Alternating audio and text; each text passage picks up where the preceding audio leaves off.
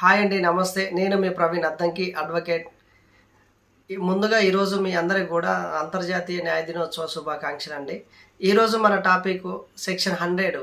అంటే సెక్షన్ 100 ఏం తెలియజేస్తుంది, ఎందుకు సెక్షన్ 100 ఉంది అంటే అంటే మన ఆత్మరక్షణ కోసం మనం చేసే హత్య నేరం కాదు అని తెలియజేస్తుంది సెక్షన్ 100.